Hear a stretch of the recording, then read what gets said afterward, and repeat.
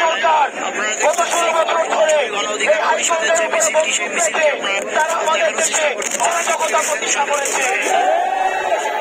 এই হাইকোর্টে এমন নথিপত্র রয়েছে যেটি দিয়ে খুনি হাসিনা তার প্রেসিডেন্ট কায়েম করেছে। আমরা চাই না তার দূষণরা কোন ধরনের অরাজকতা করে এই গোপন নথিপত্রগুলো এখান থেকে সরিয়ে ফেলো। আমরা যেহেতু খবর পেয়েছি প্রধান বিচারপতি সহ অন্যান্য বিচারপতিদের পদত্যাগের প্রক্রিয়া শুরু হয়েছে, সুতরাং এখন আমরা শিক্ষা দপ্তরে আমরা অবস্থান নিব। তবে আপনারা নিশ্চিত করবেন পদত্যাগ আমাদের হাতে না, পদত্যাগ পত্র আমাদের হাতে না আসা পর্যন্ত আমরা শিক্ষা দপ্তর আমরা ছাড়ব না।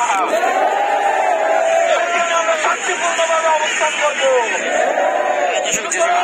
আপনারা শান্তিপূর্ণভাবে মিছিল নিয়ে শিক্ষা দপ্তরে অবস্থান করবেন। আমাদের সাথে মিছিল নিয়ে আপনারা শান্তিপূর্ণভাবে শিক্ষা দপ্তরে অবস্থান করবেন।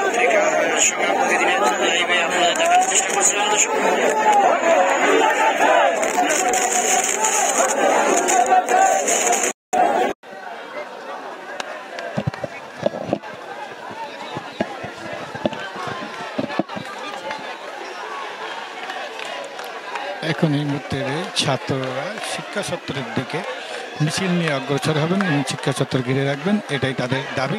এবং এই প্রধান বিচারপতি এবং প্রধান বিচারপতির সাথে যে 6 বিচারপতি আছে তাদের সবার পদত্যাগ দাবি করছেন সেই দাবিতে। এবং এখন শিক্ষা চত্বরে যাই তারা অবস্থান শান্তিপূর্ণ মিছিল নিয়ে শিক্ষা চত্বরে যে অবস্থান করবেন সেই প্রত্যাশা নিয়ে তারা সামনের দিকে অগ্রসর হচ্ছেন।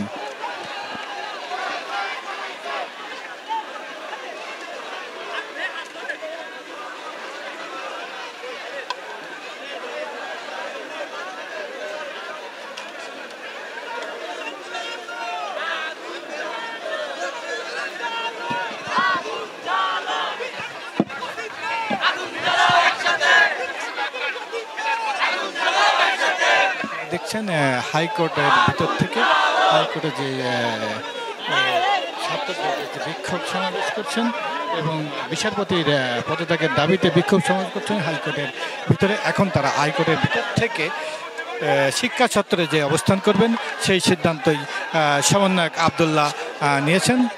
সেই